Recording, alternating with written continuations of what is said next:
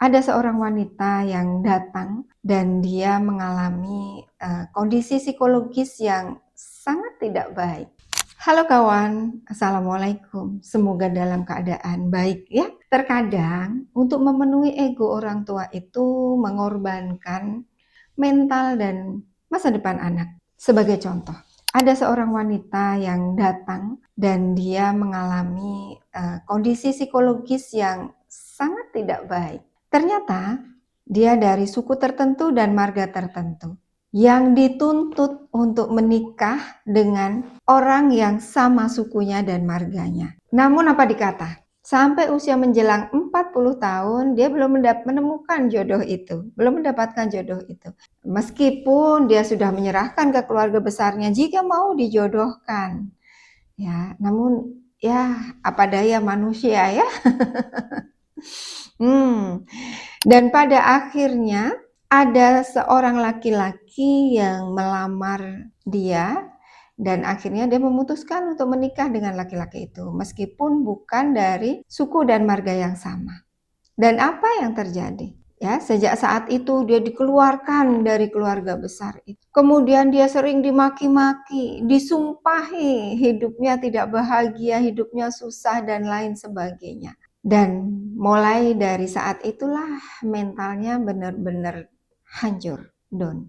Dia merasa sendirian, merasa tidak didukung. Coba bayangkan, apakah ada seseorang itu yang bisa memilih untuk dilahirkan dari suku mana, marga mana, dari orang tua seperti apa, ya.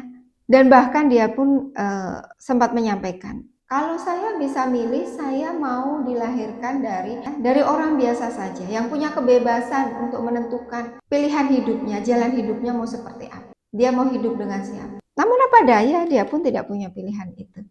Bisa dibayangkan tekanan secara psikologisnya. Dengan sesi hipnoterapi, kita coba bantu, ya, kita coba bantu untuk mengurai hal apa yang membuat beban hidupnya begitu berat. Hingga akhirnya dia bisa menerima kondisinya itu, lebih berdamai dengan apa yang telah terjadi. Dan dia bisa menikmati hidupnya yang memang hanya satu kali. Untuk semuanya, mungkin bisa lebih bijak dalam menyikapi hal ini. Ingat, kita tidak pernah bisa memilih dilahirkan dari keluarga mana, dari suku mana, dan marga mana. Maka tidak perlu lagi untuk melimpahkan beban ini pada anak-anak. Jika memang bisa mengikuti apa yang sudah berjalan, ya oke. Tapi jika tidak dan itu harus mengorbankan mental dan masa depan anak, saya rasa itu perlu dipertimbangkan.